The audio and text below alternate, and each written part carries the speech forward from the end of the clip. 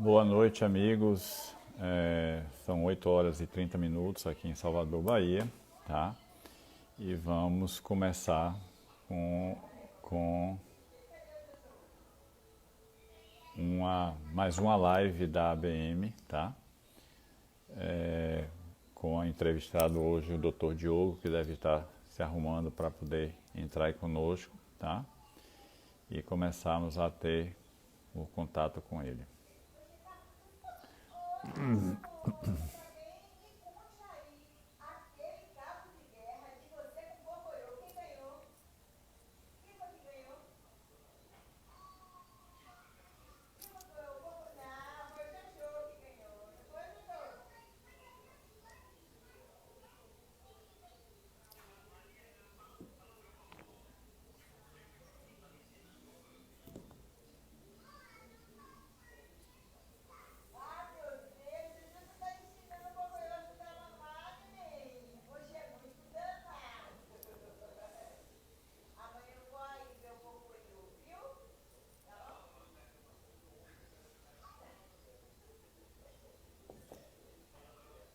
Esperando a chegada do Dr. Diogo.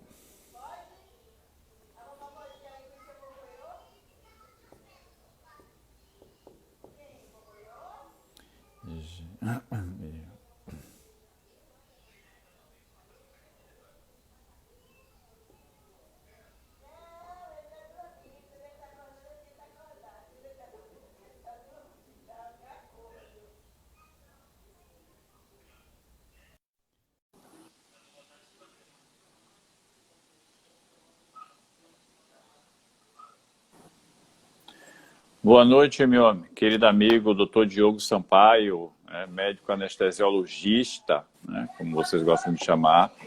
Eu vou fazer uma breve apresentação para a gente não perder muito tempo na nossa apresentação. Vamos lá. Dr. Diogo Sampaio, atualmente, ele é o primeiro vice-presidente da Associação Médica Brasileira, é diretor do Hospital do Câncer de Mato Grosso, lá em Cuiabá. É também diretor da Regional da Sociedade Brasileira de Anestesiologia do Estado de Mato Grosso. E tem 2 cargos, um na Confemel, que é a Confederação das Entidades Médicas da América Latina, e também na Associação Médica Mundial. Então, é um currículo extenso e bem robusto no movimento associativo brasileiro. Seja bem-vindo, meu amigo, na nossa live aqui da Associação Bahia de Medicina. Muito obrigado, meu amigo Robson. Obrigado a todos aí que estão assistindo a live da ABM. À disposição para a gente fazer uma boa conversa aqui, bem descontraída, sobre a situação do país, né, na questão da pandemia, e as ações que a MB tem feito, e a gente conseguir aí interagir um pouco com as pessoas, a apreensão delas e o que a MB pode ajudar. Ótimo. Meu amigo, eu queria, antes de nós começarmos a falar exatamente sobre os assuntos, que você desse uma pincelada sobre o que é a MB, o movimento associativo, o que é que representa isso para a gente, uma história recente da sua participação, como, por exemplo, aquele movimento que conseguimos efetivamente assumir a responsabilidade pelos especialistas, titular o médico brasileiro como especialista, num embate grande no Congresso Nacional, e você estava muito presente lá, só para a gente poder situar o que é que a gente faz, porque muitas vezes o colega não entende, ou muitas vezes no dia a dia acaba a gente não sabendo. Bom, a AMB ela tem 70 anos, a Associação Médica Brasileira, tem 54 sociedades de especialidades, 27 federadas e mais de 300 regionais em todo o país. A AMB ela trabalha num pilar científico, né, com educação médica continuada à distância, titulação do médico, habilitação do médico, áreas de atuação, e o outro pilar que é da defesa profissional, que a gente tem atuado aí nesses últimos anos, tanto para defender a medicina dos ataques aí que a gente sofreu do Mais Médicos, de tentar acabar com a especialização no país, né? Que todo mundo podia ser especialista por uma pós-graduação de 360 horas ou por uma canetada da então presidente da República, até passando para a CBHPM, né? Que é a nossa classificação de procedimentos, que nós conseguimos aí com muito trabalho ser uma referência na saúde suplementar, mas que precisa ainda evoluir demais, tanto na área privada, e que ela consiga também entrar no Sistema Único de Saúde. Eu estou na AMB desde a gestão do Florentino, além da questão do Mais Médicos, que foi uma briga enorme, e semanas em Brasília lutando aí por esse programa que desmantelou a atenção básica no país, que esfacelou escolas médicas, né, e criando escolas de fundo de quintal no país, e também piorando o ensino de muitas escolas que até então eram escolas que tinham hospitais referência, né, com a desregulamentação do hospital de ensino, né, com a questão da forma de abertura de escola, que não era mais uma abertura por uma avaliação, mas por um edital de chamamento, e com isso a gente abriu aí, nesses últimos 10 anos, mais escolas no país do que o Brasil abriu desde 1808, quando teve a primeira escola aí na Bahia, né?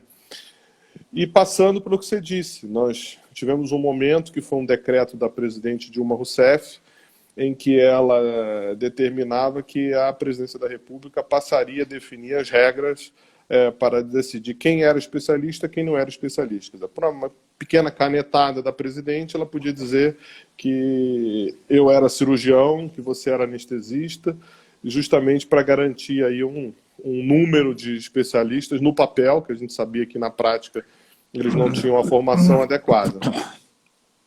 E aí, o que a gente fez? A gente participou de uma luta ativa lá no Congresso Nacional, com todas as sociedades de especialidades federadas da AMB, para que se criasse naquele momento um decreto legislativo, sustando os efeitos desse decreto presidencial, e que fez com que a presidente da República voltasse atrás e criasse esse decreto que vale até hoje, que é um decreto que oficializa a Comissão Mista de Especialidades através de um documento da República, né? Que até esse momento existia a Comissão Mista, respeitada, um convênio entre a AMB, o Conselho Federal de Medicina e a Comissão Nacional de Residência Médica, mas que era um acordo, né? Era um contrato entre esses três entes para que houvesse uma harmonia de especialidades e de titulação no país.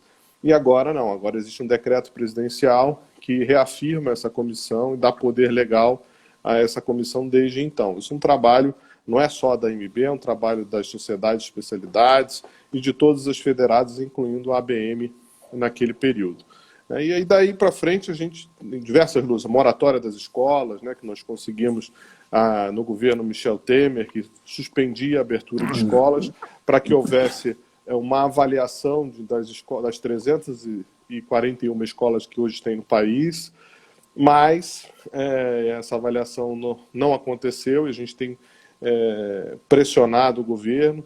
Conseguimos fechar uma escola, que é a escola da Unibrasil, mais pelas ações da AMB na parte de fraudes, de revalidação de diplomas, do que pela qualidade e avaliação da escola através do Sistema Nacional de Avaliação do Ensino Superior, os SINAIS.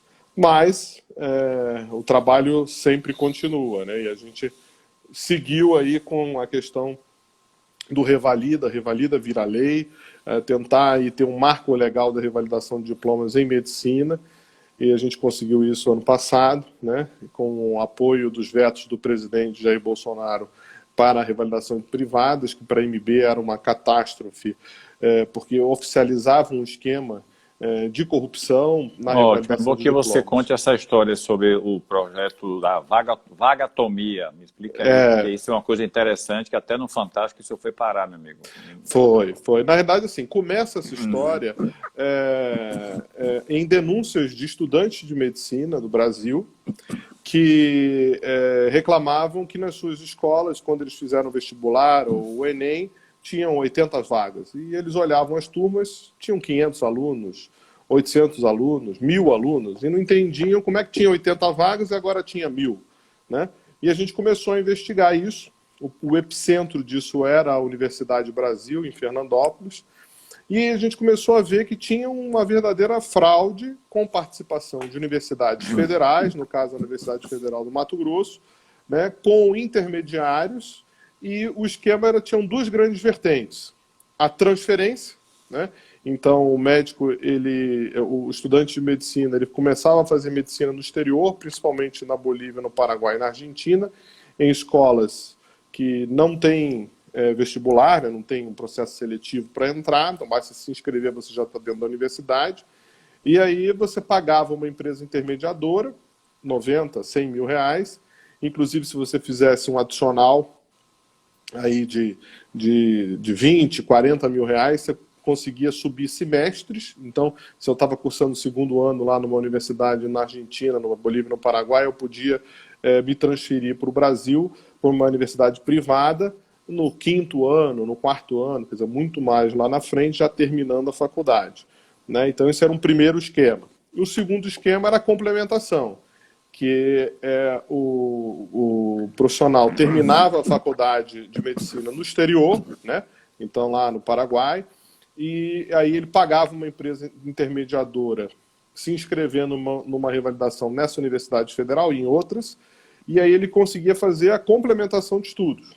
Então ele na realidade não precisava passar na prova, ele podia tirar 0 na prova escrita, 0 na prova prática, ele pagava essa empresa, ia cursar como se fosse um internato de 12 ou 18 meses, dependendo da sua nota, e voltava e tinha a revalidação do seu diploma, tinha o apostilamento, a assinatura que aquele diploma valia revalidado no Brasil. Então, isso tudo a gente compilou, provas, inclusive a gente teve ajuda de estudantes e de médicos do exterior nisso, né? Fomos lá, vimos escolas, percebemos que essas escolas, tem escolas muito boas nesse país. Você né? fez isso, não foi, amigo? Se enfiou nisso aí com todos os riscos que podia acontecer à sua pessoa, à sua integridade física. Né? Exatamente. Num esquema aí de mais de 4 bilhões de reais. Né? Então não estamos falando de um esquema pequeno. Então nós fomos nesses lugares, a gente viu escolas, tem escolas boas, mas normalmente não são essas escolas que os brasileiros fazem, são os bolivianos, os paraguaios, os argentinos que cursam essas escolas. E existem escolas que são só caça-níqueis para brasileiros, que eu imagino que muitos deles são enganados achando que aquilo é uma escola de medicina, mas não é, né? São ruas de terra, escolas de péssimo padrão. E aí ele cursava ali a pseudo-faculdade de medicina, que não forma ninguém médico, a gente sabe como precisa uma qualidade de uma escola para formar um médico, 1000 vezes pior do que as piores faculdades de medicina aqui no Brasil. E aí terminava a sua faculdade, pagava essa empresa intermediadora, fazia lá a sua tramitação no internato e revalidava o diploma. Então a gente pegou tudo isso, levou o Ministério Público Federal, as autoridades TCU, CGU, Ministério de Relações Exteriores, CFM, Parlamento, para todos os lugares que você possa imaginar, PGR, né, porque poderia ter envolvimento de parlamentares, né, e pessoas de agentes públicos com foro privilegiado. Então entregamos isso para todas as autoridades e isso deflagrou a Operação Vagatomia, que avaliou que, além dessas fraudes que a gente tinha documentado, ainda tinha participação em mais 40 mil, mais 50 mil, conseguiu fiéis 100% para essas pessoas transferidas. Né? E aí terminava a faculdade aqui no Brasil, depois ficava devedor do fiéis e tinha seu CRM. O objetivo da MB era o quê? Mostrar que esse esquema não garantia uma avaliação. Né? Porque a revalidação de diplomas se foge muito do contexto. Né? Revalidação de diplomas é avaliação. Né? Se você não avalia, você não revalida ninguém. Esse negócio de revalida light, revalida por currículo, revalida como a gente tem visto aí, isso não avalia ninguém. Porque eu sempre tenho dito isso. No Brasil, a gente tem regras democráticas do Estado para fazer a avaliação para abertura da escola. Então, abre se o Estado quiser que abra, né? Se tiver qualidade para abrir. O Estado tem poder para fechar essa escola e para fazer a avaliação dessa escola de forma constante e regular. Agora, a escola do exterior, o Brasil não tem acesso. Então, a única coisa que o Brasil pode fazer para garantir que aquela pessoa teve uma boa formação é avaliar o indivíduo. E aí, por isso, vem a revalidação de diplomas. E aí tem algumas pessoas que acham que não precisa avaliar ninguém. Basta você pegar essa pessoa, pegar o diploma, dizer que aquele diploma é de médico e atender aqui no país. Problema disso, nenhum país sério do mundo faz. Eu, você, Robson, a gente não consegue nos Estados Unidos exercer medicina se não fizer o SMLE, né? Ou revalidar o diploma e exercer medicina no Reino Unido, ou na Austrália, ou na Argentina, ou no Paraguai. Nesses mesmos países eu só consigo exercer medicina se eu revalidar o meu diploma, se eu comprovar que eu tenho o mínimo de conhecimento para ser médico. E o fato é que a gente não via isso nesses programas de revalida light, né, de burlas, e que inclusive Professor Antônio Carlos Lopes, seja bem-vindo. Antônio Carlos Vieira Lopes, acena para todos nós. Grande Ele está em abraço reunião na academia agora. Ah, é? Oh, uma honra tê-lo aqui. Então, nós denunciamos isso, e aí houve uma ação aí política de alguns parlamentares de tentar colocar naquela então medida provisória do Médicos pelo Brasil, que era uma medida assistencialista, de criar um programa para levar médico para o interior, e colocaram ali várias emendas para transformar essa medida provisória, que era uma medida provisória de assistência, para uma medida provisória de revalidação, né? E criando um revalida nas universidades privadas, revalida o tal revalida light que a gente tem chamado, né? Que a OMB nominou. E aí isso seguiu, em 48 horas foi aprovado, né? Foi o recorde da velocidade de aprovação no parlamento, 24 horas na Câmara, 24 horas no Senado. Isso foi ao presidente, nós pedimos ao presidente que vetasse, o CFM também pediu, o presidente ouviu, vetou esses trechos da revalidação em privados, esses vetos voltam no Congresso Nacional, e aí a gente faz uma nova atuação no Congresso para a manutenção desses vetos, e graças a Deus a gente conseguiu esse ano a manutenção dos vetos. Com isso está encerrado a discussão política, tanto no Legislativo, quanto no Executivo e no Judiciário. E aí, depois disso tudo que a gente falou, Robson, novamente aquelas mesmas pessoas voltam a querer rediscutir esse assunto. Isso. Que é o tal consórcio do Nordeste, isso. Que é o Acre. Quer dizer, isso já foi, tudo que eu estou falando que foi debatido, avaliado, o Ministério Público, o Judiciário, o Legislativo, o Executivo, e agora voltam essas mesmas pessoas quererem tirar o foco. Porque, na realidade, eles não estão preocupados na assistência. A gente não vê ali a preocupação em conseguir ventiladores, né? Não conseguir EPIs para o médico, para garantir a segurança do médico no atendimento agora na Covid-19, né? Conseguir o leito de UTI, conseguir equipar esses hospitais de campanha. A gente viu uma denúncia agora de uma médica anestesiologista no Rio de Janeiro, dizendo que o hospital de campanha ali do Maracanã é fake, né? Não serve para nada, não tem medicamento, não tem nada. Quer dizer, finge-se que faz um atendimento, quer dizer, a população acredita que está sendo atendida, desviam esse foco para o foco de, não, a gente resolve tudo se trouxer médico sem revalidação. Quer dizer, de novo, a mesma coisa que aconteceu no passado volta agora, que é fugir da discussão principal, que é garantir a assistência de qualidade à população. Então é isso aí, são muitas e muitas coisas que a gente tem feito aí. Dentro dessa questão sua que você levantou aí, amigo, vamos agora faltar um pouco. Seja bem-vindo, Antônio Meira, da AVM e da Medicina do Tráfego. Dentro desse contexto que você falou aí, vamos passar um pouquinho, eu sei que o momento é falar sobre Covid e eu sei que a MB está trabalhando diuturnamente com relacionamento a isso. Então, assim, o que é que lhe chamou a atenção, tipo assim, no que veio ser o Covid-19, como é que você viu o início disso, o fato das pessoas não levarem muito a sério, desde o próprio governo chinês, passando pela OMS, no Brasil como um todo, ou seja, não foi privilégio nosso. Como é que você vê essa questão do Covid-19 e quais são as perspectivas que a gente pode ter pela frente? E aí depois a gente vai discutir algumas coisas que a MB vem fazendo, mas assim, a sua visão do que é esperado do Covid, já que você está junto com todos nós da MB, participando dessa discussão. Então, o que é o Covid-19 para meu amigo Diogo?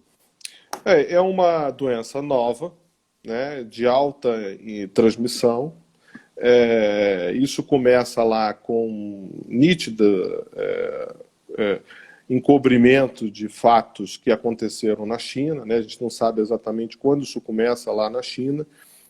Tem gente dizendo que começou em setembro do ano passado, né? A gente sabe que essa discussão ela só chega mundialmente em novembro, dezembro, né? E tem algumas pessoas, inclusive, achando que isso começou até um pouco mais atrás. A gente não tem dados precisos do que aconteceu na China, tanto não tem que um país com bilhões de habitantes tem números extremamente diferentes do mundo, né? Então, com certeza, a gente não tem assim o que aconteceu realmente na China. Dali isso evolui para a Itália e para o resto da Europa, e a gente vê na Itália realmente o que aconteceu com essa doença, né? A gente viu ali a velocidade que essa doença pegou algumas regiões italianas, principalmente o norte da Itália, a região da Lombardia, e a preocupação ali do governo italiano de como fazer para combater uma doença que não tem tratamento, né? Que a gente ainda não tem vacina, e começou a se optar aí por esquemas de distanciamento social e tudo mais. Isso aconteceu em janeiro, fevereiro, né? No Brasil, o Brasil decreta, a OMS decreta, o Brasil decreta emergência internacional em saúde pública no dia 6 de fevereiro, né? E até esse momento a gente ouvia de muitas autoridades, né? Então, ministros de Estado, né? Governadores, dizendo que não, e pessoas até ligadas à área médica, dizendo que isso não era nada, não tinha problema nenhum, vamos seguir a vida, né? Com a preocupação daquilo interferir no carnaval. E aí, apesar de um decreto de emergência em saúde, houve o carnaval, né? Além disso, a gente tem uma ligação forte com algumas cidades, né? Principalmente São Paulo, Fortaleza, Rio de Janeiro, Manaus, com Wuhan, né? Que é onde é o epicentro dessa crise, e Milão. Então, a gente imagina que também poderia ter uma relação com isso. E se disse naquele primeiro momento, a gente ouviu muito do então ministro Mandetta, que, olha, vamos fazer um distanciamento social, vamos isolar as pessoas para não ter um colapso do sistema, para a gente se preparar, né? Era essa a discussão, né, Robson? Eu lembro muito bem essa discussão. Então, o objetivo do distanciamento naquele momento era vamos distanciar para poder garantir a resolução do sistema de saúde, né? A gente sabe que o sistema de saúde, aliás, o sistema de saúde, tanto público quanto privado, mas principalmente o público, ele trabalha no limite ou fora do limite, né? A gente discute hoje muito, não, percentual de ocupação de leito de UTI. Ocupação de leito de UTI no Brasil, no SUS, sempre foi 80% a 90%. Nunca foi diferente disso, né, antes dessa história da pandemia. E a gente via muitos pacientes no corredor nos hospitais públicos, né, nas emergências. Então o sistema ele já estava colapsado, vamos dizer assim, né, no passado. E a Covid ela trouxe para mostrar o quão subfinanciado, mal administrado e a quantidade de corrupção que existia no sistema levou a essa situação e botou luz a isso com relação ao Sistema Único de Saúde. E agora a gente viu uma situação que a gente precisa tomar uma decisão, porque a partir dali a gente evoluiu para um distanciamento social cada vez mais restrito, né? Isso aconteceu aí nessas principais cidades em que houve a perpetuação do vírus, né? E isso está gerando também uma dificuldade com as pessoas, né? Porque até o ministro Nelson Tait disse outro dia, numa entrevista, é o que a gente vinha conversando, que é a dificuldade da pessoa, né, do cidadão, conseguir ficar em casa. Né? Imagina ficar em casa 1 mês, 2 meses, 3 meses. Eu já vou para 70 dias. Exatamente. Então você tem a questão psicológica, né? Exatamente. A dificuldade de ficar em casa, a dificuldade do relacionamento, né? Isso que somos pessoas que a gente tem condição de ficar, né? Agora tem segmentos sociais que a dificuldade é muito maior, né? Muito mais difícil você garantir que um lugar onde tem um cômodo, 2 cômodos e 6, 8, 10 pessoas morando, como é que você vai manter essas pessoas precisam sair para poder conseguir vender alguma coisa ou conseguir algum trabalho um diarista para ter o dinheiro para comer, né? Então, tem toda essa dificuldade social. Doutora Débora acabou de entrar aqui, nossa querida presidente da Paraíba. Oi, Débora. Um beijão. Tem essa questão social e tem a questão da dificuldade de manter esse distanciamento da própria população por muito tempo. Então, a gente está numa situação que a gente precisa avaliar ali qual é a melhor estratégia, porque não vai conseguir uma vacina tão rápido, né? Isso é fato, né? E a gente não tem aí nenhum medicamento que seja definidor, né? Que resolva o problema do tratamento efetivo da Covid-19. Então, mais ou menos essa a visão que eu tenho de tudo isso. Deixa eu fazer agora alguns questionamentos relacionados à questão da própria Covid. A AMB tem participado de uma forma muito intensa em todos os momentos e tudo. Nós temos um gabinete de crise, vamos chamar assim, todo mundo tem esse gabinete que a gente chama de Covid-19, que se reúne de segunda a sexta-feira às 19 horas, em que nós discutimos algumas questões relacionadas a isso. Você tem participado de alguns webinars ou algumas reuniões discutindo isso. O que é que a AMB está fazendo hoje, né? Eu vou por etapas, que eu sei que são muitas, mas assim, sim, do ponto de vista de informação, tá? Do ponto de vista do que é que a AMB está colocando à disposição da população e, em especial, do médico, junto com os profissionais de saúde, o que é que a AMB tem feito de ações que possam estar trazendo algum resultado para minorar todo esse problema que a gente tem passado. Dr. Gedson Nascimento, nosso querido diretor aqui, e anestesiologista como você. Claro, grande abraço, amigo. Tudo bem, Gedson? Quanto tempo? Bom, a primeira coisa que a AMB fez foi criar o comitê, né? O objetivo do comitê é uma reunião diária para tratar de todos os assuntos, desde assuntos de ações que a AMB poderia fazer, a assuntos de educação continuada, a diretrizes.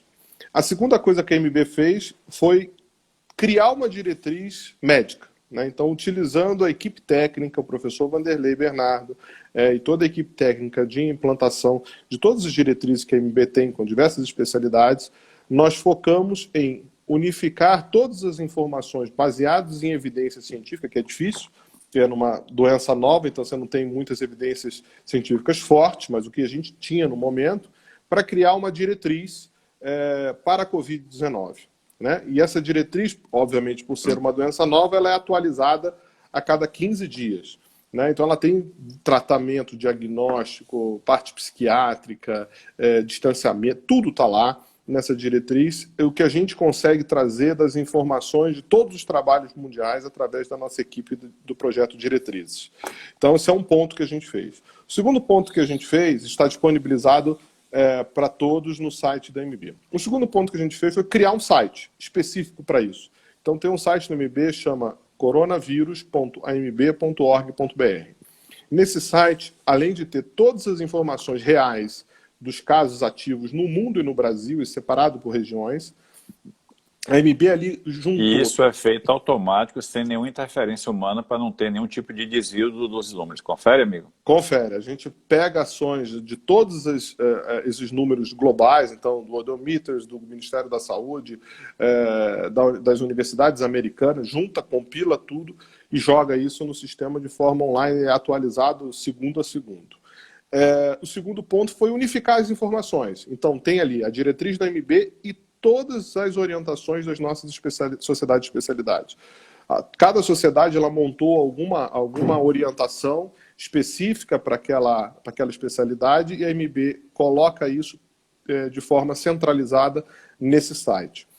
Esse site ele vai evoluir agora para uma segunda etapa, que é liberar um índice que a gente está chamando de índice COVID, que é um índice que faz uma correlação do número de leitos, né? Quer dizer, número de leitos disponíveis, ou para uma região, ou para um estado, ou um bairro, ou um país, né? Ou até um continente, em relacionado ao número de casos ativos, né? E mortes. E aí isso gera um índice. E esse índice ele tem como objetivo alertar ao gestor dizendo o seguinte, olha, você não está tendo capacidade mais de atendimento. Cuidado, você não terá capacidade de atendimento daqui a 15 dias. Então, esse é o objetivo desse índice, que entra no ar semana que vem, nesse mesmo site. Além disso, a gente coloca os outros índices que existem no mundo. Depois nós pegamos a RAMB, né, que é a nossa revista científica da AMB, e direcionamos a RAMB para boletins diários. Então a RAMB ela recebe trabalhos científicos sobre Covid-19, a equipe editorial do professor Serrano organiza os principais trabalhos científicos e a AMB disponibiliza diariamente o boletim RAMB Covid-19, que são os trabalhos brasileiros, né, ou de outros países que publicam na nossa revista científica, para que ele seja disponibilizado de forma diária um boletim sobre especificamente o coronavírus. Também fizemos ações judiciais, né, Robson? Isso, é importante saber, deixar claro, a defesa não é da AMB nem do médico, amiga, a defesa da população brasileira que tem um direito de ser atendida de forma adequada com profissionais treinados e capacitados. Exatamente. Então, nós fizemos ações judiciais em todos esses processos, junto com o CFM. O Acre, o Consórcio do Nordeste, Rio de Janeiro... A UEMA no Maranhão. A UEMA no Maranhão. Todas essas ações aí que foram oportunistas desses governadores, desses governantes, nós atuamos juridicamente para poder tentar impedir, e estamos conseguindo vitória em todas, graças a Deus. Exatamente. Da UEMA ainda não saiu, mas eu tenho certeza que vai sair positivo para nós. Fizemos reuniões no Ministério da Saúde, na época do ministro Mandetta, para posicionarmos a posição da AMB com relação àquele programa, por exemplo, Conta Comigo, né? O Brasil Conta Comigo, que naquele lançamento foi um pouco questionável, porque parecia que não era voluntário, né? Parecia que tinha uma certa obrigação, estava escrito isso na portaria. Nós mudamos, pedimos, isso foi modificado, hoje a portaria é só um programa voluntário, o médico se inscreve, o estudante de medicina se inscreve, e outras profissões de saúde se inscrevem.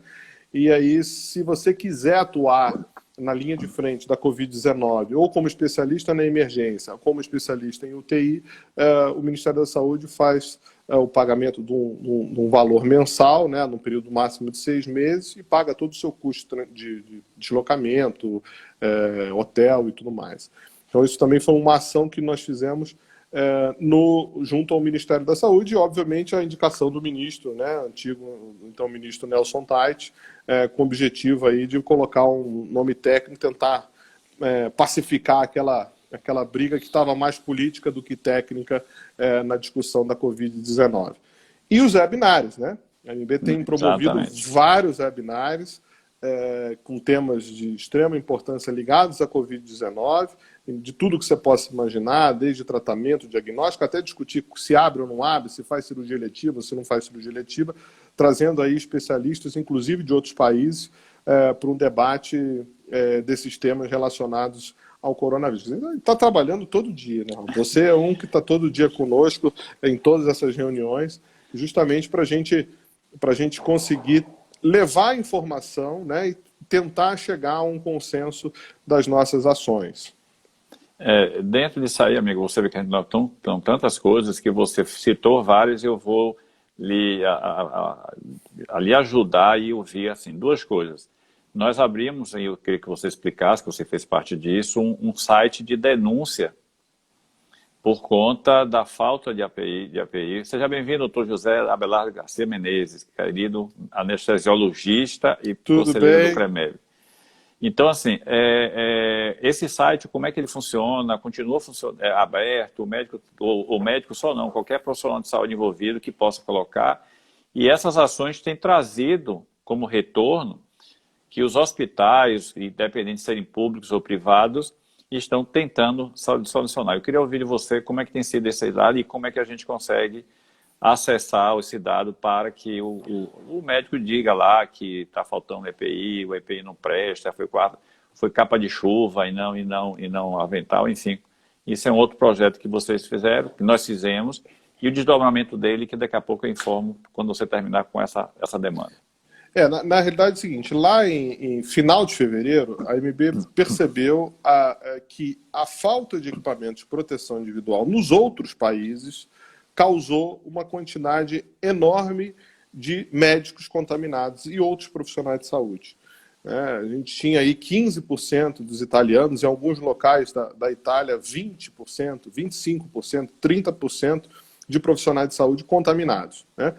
Então, por mais que houvesse algum tipo de proteção, e houve falta de proteção nesses países, né, por conta da demanda absurda, e a gente ainda estava vendo isso de longe, da arquibancada, então a MB já começou a pedir a questão dos equipamentos de proteção individual lá em fevereiro, né? Todas as reuniões que nós participamos no Ministério da Saúde, nós cobrávamos, olha, você quer médico, mas tem que ter EPI. Porque o problema da falta de EPI são dois principalmente, Robson. O primeiro é a questão do médico virar vetor, né? Porque 85% dos casos eles são assintomáticos, correto? Esse é o que a gente tem debatido. Então, se o médico ele não tem o EPI necessário, ele se contamina, né? Fica assintomático na maior parte das vezes e transmite isso, ele vira um vetor de transmissão para outros pacientes, outros médicos, outros profissionais de saúde, para sua família e no deslocamento lá da unidade de saúde para sua casa. Então, ou seja, a gente aumenta a transmissão da doença. Imagina quantos pacientes são vistos por um médico no pronto atendimento. E a segunda ponta é, se ele fica doente, quer dizer, ele passa a ficar sintomático, ele é isolado. Então você perde a capacidade de atendimento. Então são dois extremos. Eu aumento a quantidade de casos e diminuo a capacidade de atendimento. Isso é colapso, né? Então a falta de EPI leva ao colapso. Então, dia 19 de março, a AMB publicou um site específico para EPI, que é a amb.org.br/EPI. Nesse site, você pode ver todas as denúncias, estratificado por unidade, o que falta nessa unidade, quando que ela foi denunciada, qual lugar que ela está, qual município, qual estado. E você tem na parte de cima os gráficos que são atualizados frequentemente, né? Hoje é dia 26, então ele foi atualizado hoje, por exemplo, às 11 horas da manhã, a última atualização, e você tem lá dos dados, do que está faltando. Então, por exemplo, se você pegar lá, entrar no site, 86% das denúncias faltam máscaras respiratórias, N95, PFF2, né? Você tem falta de álcool gel, você tem falta de face shield ou óculos de proteção. Você consegue estratificar isso, o que falta, né? E você consegue verificar quantos municípios foram denunciados por estado, quantas denúncias, quantos equipamentos têm faltado por denúncias, principais cidades denunciadas. Quando a gente recebe essa denúncia, a gente não fica passivo. Recebeu a denúncia, a gente avisa a unidade de saúde. Olha, você foi denunciado e falta isso, segundo a nossa denúncia. Isso já gera um constrangimento, porque vai estar no site, isso é exposto publicamente, a gente arca com tudo isso, né? A unidade ela começa a correr atrás do equipamento de proteção. A gente viu muitas e muitas respostas das unidades dizendo, olha, pode tirar meu nome que eu já comprei o EPI, que eu já resolvi o problema aqui. E a gente faz a avaliação ou em loco através da federada, ou a gente faz uma confirmação pelo denunciante com outros denunciantes, porque muitas vezes a unidade tem várias denúncias, para a gente confirmar se realmente foi solucionado o problema. Encaminhamos ao Ministério Público do Trabalho, ao Conselho Regional de Medicina, à Secretaria Municipal Estadual de Saúde, né, e ao Ministério Público Federal. A ideia é a gente tornar isso público. Isso foi tão forte, mas tão forte, que hoje a gente tem trabalhado com o Ministério Público do Trabalho. Praticamente todos os estados, o Ministério Público do Trabalho tem feito o acompanhamento junto da AMB da situação da falta de EPI, né? E aí isso gerou ali o COFEM, um programa semelhante, o próprio Conselho Federal de Medicina também, e a gente pôde trazer a importância do EPI nessa pandemia, como sendo um principal fato. E a gente viu isso na mídia, né? Todos os lugares começou a se falar EPI, EPI, falta EPI, EPI. Esse foi um trabalho que a AMB fez para garantir que o médico tenha toda a proteção necessária para fazer o atendimento. E mesmo assim, a gente tem visto em alguns lugares que 25% dos profissionais dos casos ativos, né, são profissionais de saúde aqui no Brasil.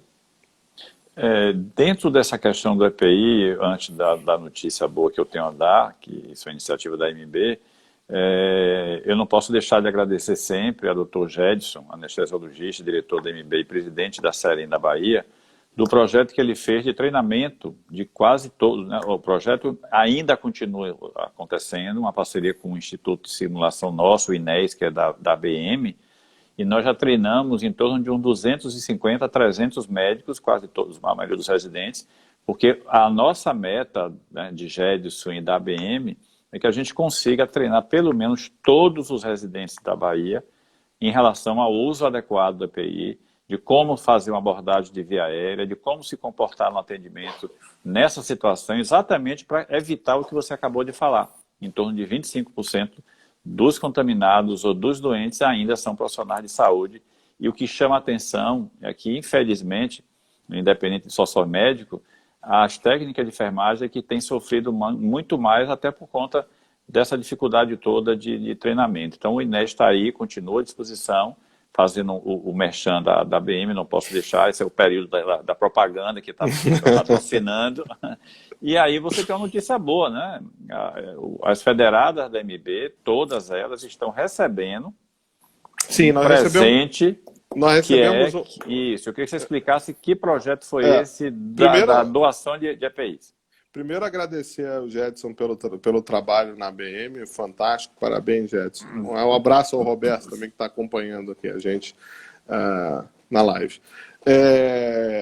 Nós tivemos um contato com a Ambev e pedimos à Ambev se a Ambev podia fazer um programa para que eles fizessem aquisição de EPIs.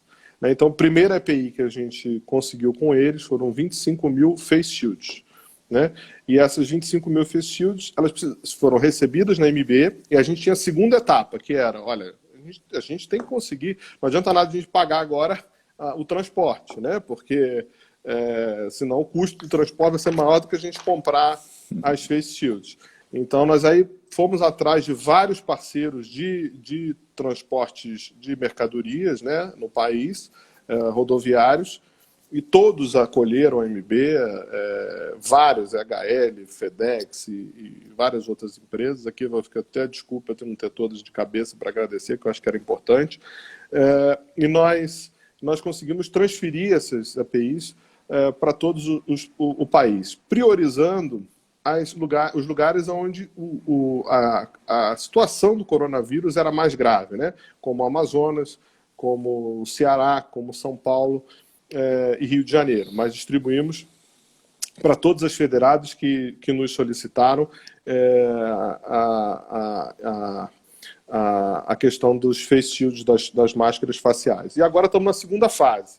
Nós estamos em conversa com a Ambev de conseguir aí a compra, parece que eles já fizeram a aquisição anteontem, de milhares de máscaras respiratórias N95 e luvas nitrílicas. Então a gente vai fazer um kit de máscaras e luvas e vamos distribuir também para as federadas, né? Para poder que a federada faça a distribuição aí nos seus estados para os médicos e a gente tentar também contribuir nos equipamentos de proteção individual dos médicos e, obviamente, cobrando todos os governantes a disponibilização. Inclusive, Robson, só para lembrar, nós também estamos em debate na comissão externa da Covid-19 no Congresso Nacional, liderada pelo deputado Luizinho do Rio de Janeiro, né, que participa da nossa frente parlamentar da medicina, é médico, e aí faço questão de agradecer a atuação dele no parlamento em defesa do médico e da medicina. E um dos projetos do deputado Luizinho, que foi relatado pelo deputado Irã Gonçalves, foi uma lei que agora já está em vigor, foi passado tanto na Câmara quanto no Senado e sancionado pelo presidente da República, que obriga o gestor público a disponibilizar a EPI. Então agora, através dessa lei, o Ministério Público do Trabalho tem utilizado essa lei para obrigar ao gestor a disponibilizar equipamentos de proteção individual aos profissionais de saúde e aos médicos. Então também foi uma ação englobada aí nessa questão da EPI. Meu amigo José Carlos Monteiro, grande ginecologista, que foi que me inspirou a fazer essas lives. Eu não posso esquecer nunca disso, né, Zé? Você me abriu o caminho para isso, está por enquanto interessante, e vamos lá. Amigo, eu queria aproveitar dentro disso aí, assim, a informação que nós temos, que saiu de São Paulo dia 22, e a previsão de chegar aqui em Salvador seria hoje ou amanhã, e deixar bem claro que isso vem pronto, ou seja, a ABM é apenas o porta-voz de parte da MB. Dr. César Morim chegando aí, nosso Oi, candidato César, a grande presidência abraço. da Associação Baiana de Medicina. Seja bem-vindo, doutor César. Futuro Então, assim, presidente da ABM. isso, o futuro presidente da ABM. E, assim, esse material já vai vir aqui designado para os hospitais que estão atuando com Covid. Então, elencamos a quantidade de hospitais aqui no estado da Bahia, ABM, em que estavam, sejam eles públicos ou filantrópicos, que foi a Sim, preferência, porque é uma decisão da própria Ambev, não tem sentido, nenhum problema contra os hospitais particulares, que também têm um papel fundamental nesse processo, mas nós entendíamos que era privilegiar aqueles hospitais que atendem a grande maioria da população que não tem o acesso à medicina supletiva. Então, o que é que significa isso? É que esse material chegando em Salvador já vem com o nome da identidade e nós iremos mandar entregar nesses locais, aqui em Salvador e no interior do estado, tá? Se não conseguimos atingir todos, porque houve uma dificuldade de informação dos hospitais do interior, então nós que tivemos que acabar, porque eu estou explicando isso para deixar bem claro, mas então o hospital em Ribeira do Pombal não recebeu. Nós não tínhamos condição de atender os 417 municípios, privilegiamos aquelas regiões em que tem a maior quantidade de população e que tem uma quantidade de hospitais maior. Então, assim que chegar, e eu agradeço publicamente em nome dos baianos, em nome dos hospitais da Bahia, a AMB, eu sei o quanto você fez parte disso junto com o Lincoln, né? Então é importante que a gente diga mais um trabalho, esse além de esclarecedor, social, e deixando bem claro o quanto é importante essa questão disso aí. Temos outra notícia que eu digo de boa, mas que não gostaríamos de tê-la se não estivéssemos passando por isso. Tá? Então, é interessante chamar um projeto que a MB, mais uma vez, fez isso, tá? De conseguir, junto ao Ministério da Economia, uma linha de crédito. Meu amigo, explique o que é isso aí. nós estamos em negociação com o governo federal de uma linha de crédito para os médicos. A gente sabe que essa situação da Covid-19, todo mundo acha que só atinge o comércio, a indústria, mas atingiu o médico também, né? Muitos médicos não estão conseguindo, na parte cirúrgica, fazer suas cirurgias eletivas, né? Ou suas anestesias, ou o seu consultório, ou seus exames. Então, a MB procurou o Ministério da Economia, do ministro Paulo Guedes, para que conseguisse disponibilizar uma linha de crédito para o médico, né? E que fosse com juros, né? Que fosse o mínimo possível subsidiado, né? Obviamente vai ter um teto, a gente ainda não sabe qual é esse teto, mas vai ser um valor razoável para que o médico consiga, financiado em várias parcelas, receber esse dinheiro agora para poder garantir aí uma ajuda nessa linha de crédito, inclusive com o início de pagamento para daqui a 60, 90, 120 dias, até 6 meses, se não me engano, para o médico começar a pagar esse valor. Parece que isso vai ser através da Caixa Econômica Federal, disponibilizado exclusivamente para os médicos. Então, esse é um primeiro ponto que a gente tem atuado, a parte econômica. A outra coisa que a gente tem atuado no Congresso, e está seguindo bem, eu acho que vai aprovar rápido, algum apoio financeiro.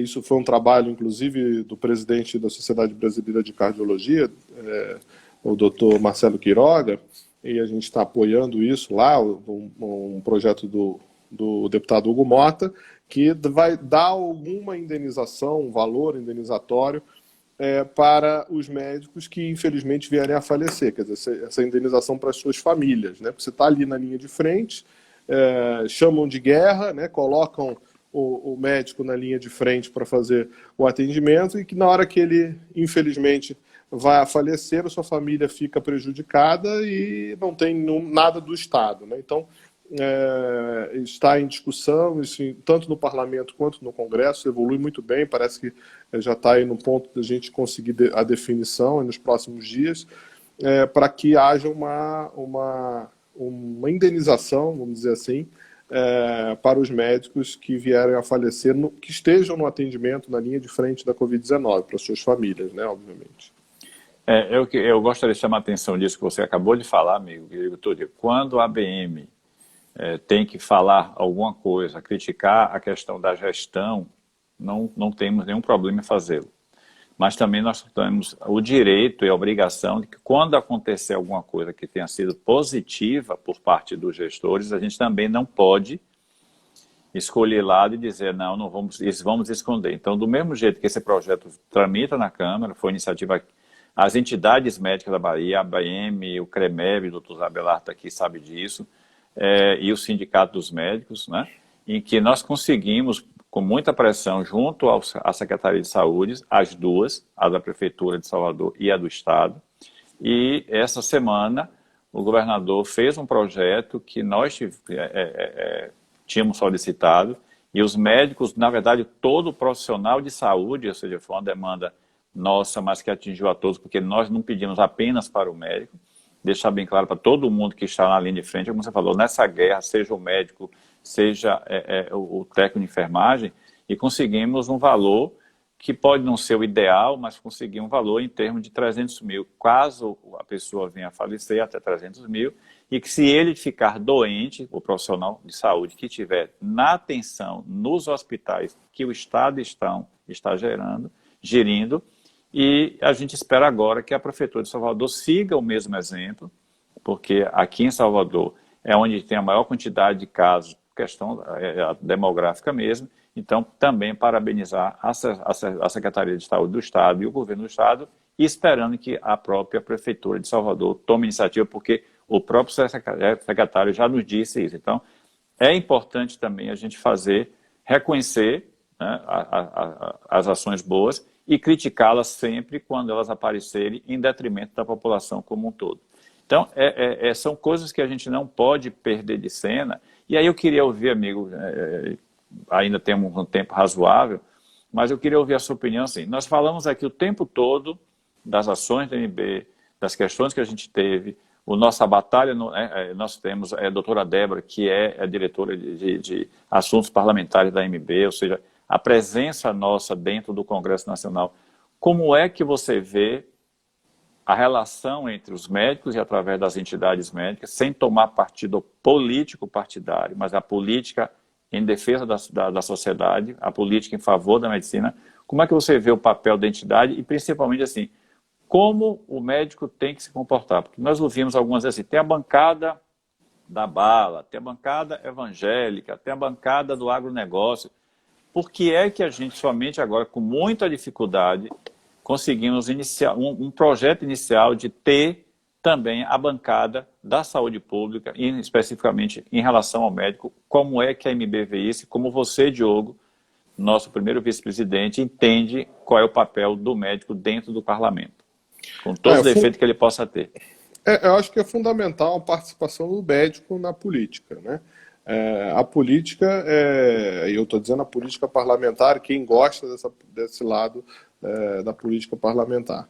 Mas ela é muito importante porque é lá no Congresso Nacional que se decide a vida das pessoas, né? Então lá que define, inclusive, o futuro da medicina brasileira, né? A gente viu muitos ataques à medicina e ao médico nesses últimos anos. E a gente aprendeu um pouco com esses ataques que a gente precisa ter uma ação muito forte dentro do parlamento. E por isso, na última eleição, logo que a gente assumiu, Robson, você lembra, a gente fez uma campanha para médicos que quisessem se candidatar a algum cargo eletivo, né? Principalmente no legislativo. Não só no federal, mas nos legislativos estaduais também. Então, nós recebemos na MB vários colegas, inclusive o Roberto está aqui como assistindo a nossa live, foi um dos candidatos. Uhum.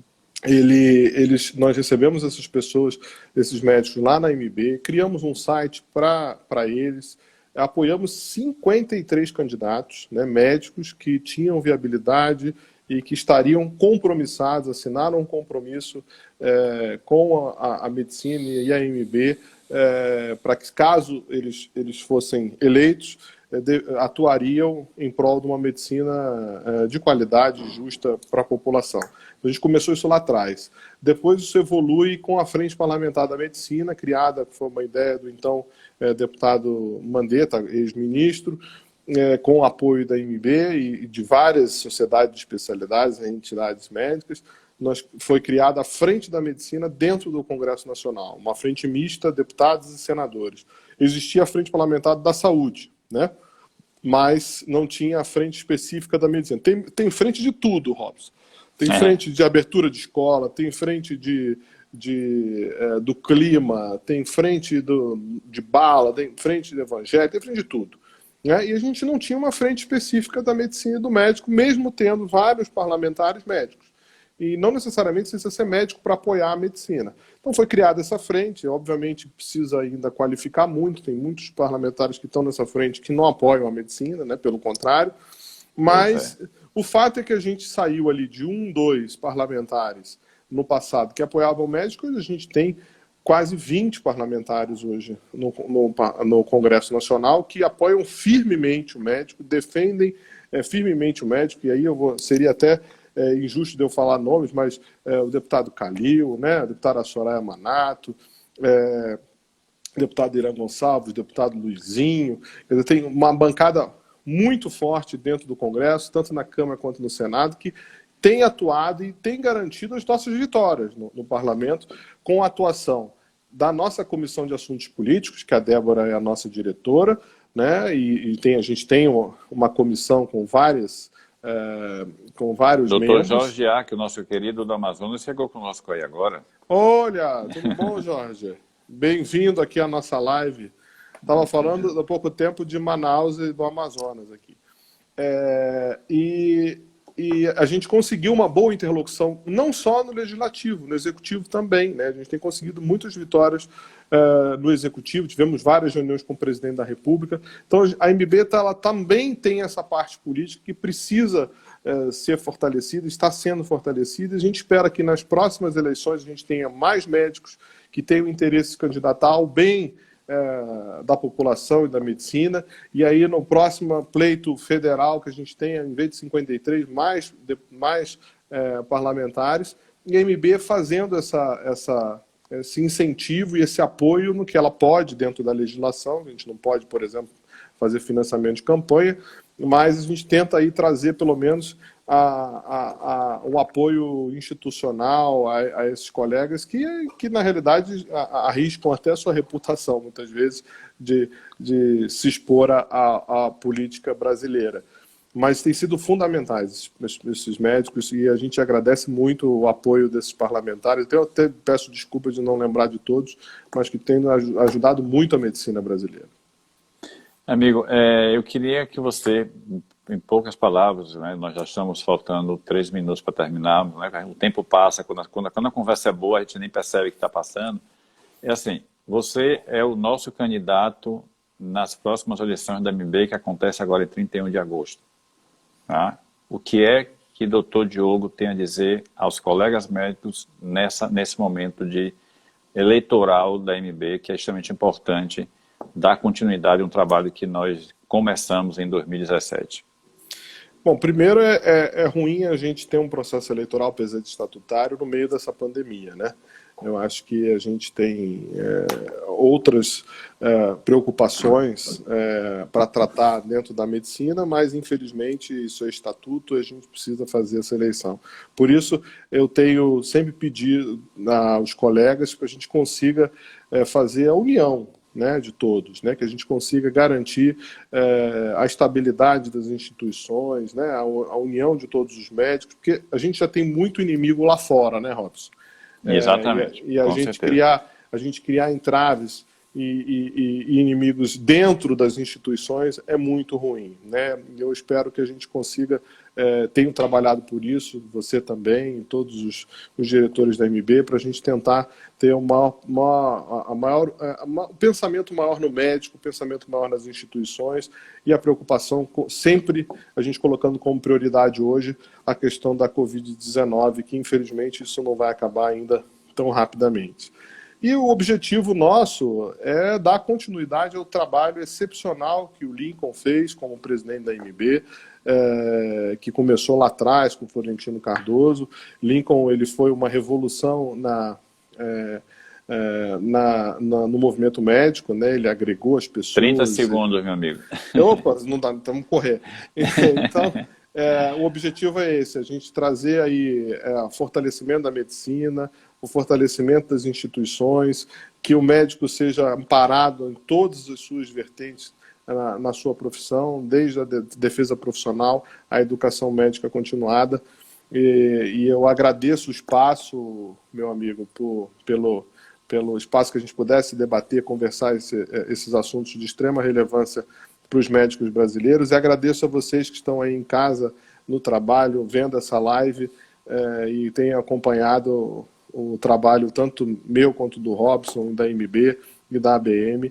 Eu estou muito feliz de ter participado aqui com vocês nessa live da minha querida Associação Baiana de Medicina, que eu espero, não sei se o Toninho está aí ainda, mas eu espero que eu consiga... Boa noite, que a gente vai